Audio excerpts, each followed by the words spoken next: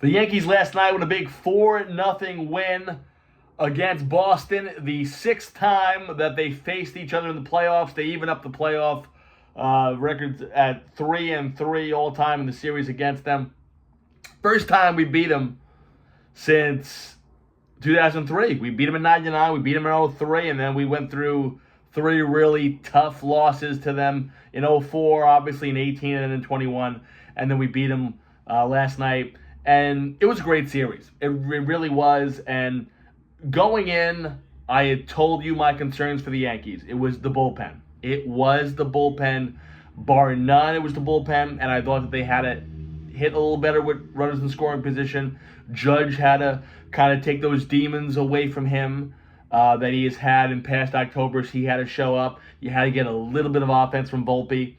And again, Volpe looked good this series. Defensively also looked good. Judge looked good this series. The bullpen outside of Weaver in game one looked good. And also, I got to give the Devil the credit where it is due.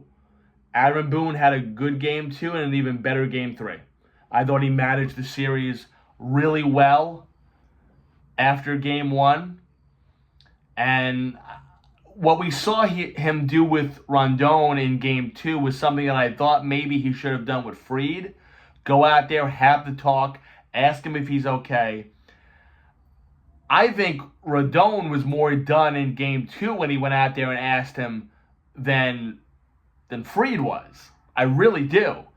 But it ended up paying off because he ended up getting me out and then he ended up getting the double play. He got out of it and it just worked out. It was a master class. Boone looked like a genius there. But Boone looked as if he was trusting his gut. It looked like he had ditched a binder in game 2 and 3. And I'm sorry, that's what you got to do in the playoffs. I'm sorry. I know you want to sit there and it's a 162 season and I know it's a new day in baseball. I hate it. But let's face it, analytics is here to stay. Unfortunately, it's not going anywhere. And I know the Yankees pretty much embrace it. Boone embraces it. The Yankee management as a whole has embraced it. We've seen it for years now. Even with Girardi, they started to embrace this analytics thing. They've been doing it for a very long time. So, again, I can kick and scream all I want. And you know I'm an old school guy, but it's not going anywhere. However, Boone did look like he was trusting his gut more, and he managed old school in games 2 and 3, and that's what you need.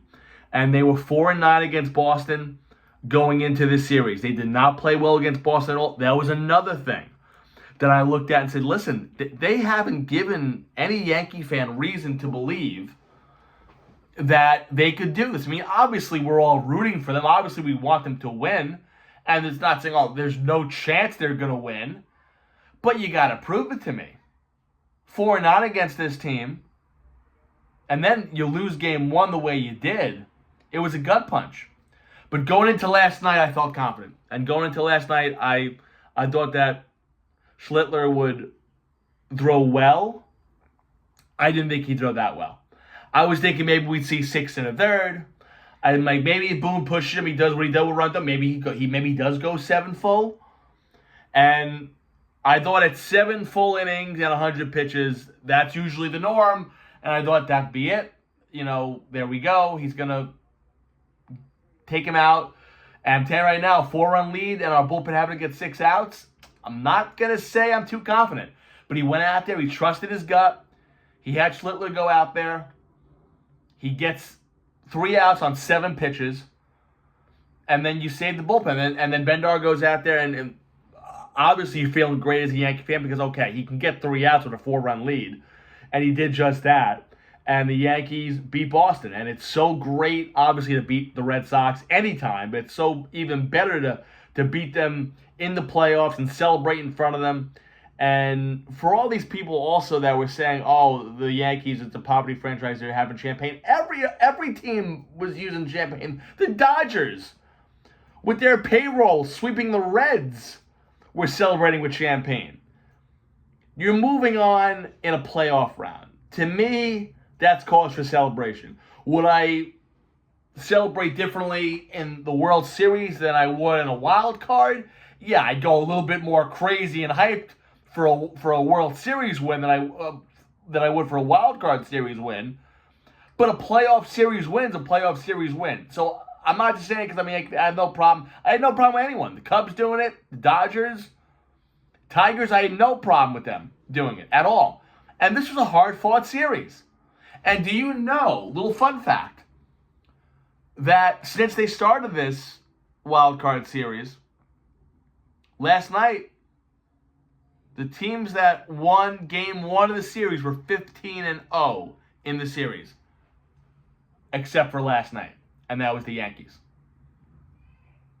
Because, again, you have the home field advantage also. This is another thing. People go, oh, well, they have the home field advantage. All the games in the Bronx. But you lose game 1, and it's tough with the backs up against the wall to win 2 in a row. And they did that, and they won 2 great baseball games. They really did. And the thing is with the Yankees is that you didn't have them sit here and beat you with the home run ball. They beat you with small ball. They beat you with speed. They beat you with timely hitting. They beat you with solid starting pitching. That's a recipe for success. Speed, timely hitting, quality starting pitching. That's going to win you playoff series. That's going to get you further and further and further and further. Now, does the bullpen still scare me? Absolutely. I don't trust them at all. I think if you asked me right now, remaining teams in the playoffs, who is the worst, the team with the worst bullpen? I'd say the Yankees. I'd say the Yankees are 1A and the Dodgers are 1B. It's neck and neck, which is funny because the two of them are the ones that got to the World Series last year, and they both have the worst bullpens. But they have star power also, which could help them. And the Dodgers' starting rotation is starting to get healthy, and they're starting to pitch better. They're starting to come around better. I still wouldn't say I'm afraid of the Dodgers, although I do think that they can beat the Phillies. I think if the Phillies had Wheeler, I think they win the series. But a short series, I don't think the Phillies have enough horses to beat LA. I could see LA winning it. This is a toss-up series, but I think the Dodgers are going to take it. But the Dodgers are playing good baseball. And so are the Yankees. Again, the Yankees since August 13th have been one of the better teams in all of baseball. So it's fun to see. And I know everyone was quick to say, oh, well, they had an easy schedule at the end of the year. Okay, well, guess what? This wasn't easy. And they beat Boston, who they were 4-9 against in the regular season. And they happened to beat them when it mattered. Now, to me, with Boston, I'm going to say this. And this was a team that I had as a potential World Series team. Crochet is a stud, obviously. You have an ace. Absolutely. And I like what I saw from early last night also. I think the kid's going to be good. Again, he didn't get smacked around. Outside of the ball that Stanton hit, that, my God, if he would have got called out at second base. But there were really no hard-hit balls off of early last year. I thought he pitched well for Boston. That's a good kid they have there. He's a youngster. I think he's going to develop for them pretty well. Boston's got a good rotation. Maybe another back-end starter, but they have a good rotation. But what let them down in this series was the defense. The defense was not good at all, and I'm telling you right now, they really didn't hit. They didn't hit. I mean, yeah, they were lucky that they got to the Yankees bullpen in Game 1, because they weren't touching free at all. And then what we saw from Schlittler last night. Now, this kid may go on with the Yankees or however many teams he's on. This guy could pitch in the playoffs for the next 15 years. He's never going to have as good as a game as he did last night. He was sensational. 8 innings, a vintage old school pitching performance, 107 pitches. You didn't need to pitch him in the 9th. Again, like I said, you want to preserve the pitch counts here. You do have the longer series coming up. And if Bendar can't get 3 outs with a 4-run lead, then there's something wrong. So I was happy with the way Boone handled last night. And again, the kid looked great. 12 strikeouts. He looked poised. He looked like he had been there before. He looked like an absolute veteran on the mound last night. He looked like this was his 15th playoff appearance. That's how good he looked last night. And with the Yankees, we've said this for a while now, that their young starters really have not developed. And I know Luis Gil is someone that we still talk about, but again, the only difference between Schlittler and Gil is that Schlittler doesn't walk as many people as Gil does. He walks a lot of guys. A lot. Schlittler had no walks last night. Zero. Zero. Great control. He was really dominant. I mean, Boston really did not hit a ball hard last night at all. But they got to fix up that defense. And their offense, they need another bumper in there. They need another bat in that lineup. Now, granted, they had some injuries down the stretch, but they need another bat in that lineup. I think if they do that, I think they'll be in good shape next year. But now, game one, we don't know who's going to pitch. It's either, the choices are either Will Warren or Luis Gil, okay? Those are the two choices. Will Warren should not be anywhere near a mound pitching for the Yankees in a playoff series in an ALDS. He should be pumping gas somewhere in Bumblefuck USA. I don't want to see this guy on the mound at all. I'm talking good about you, Yankees. You made me happy last night. You eliminated Boston. You moved on. You played great the last 2 games. You're doing well, but don't do this to me. Don't pitch Warren in game 1.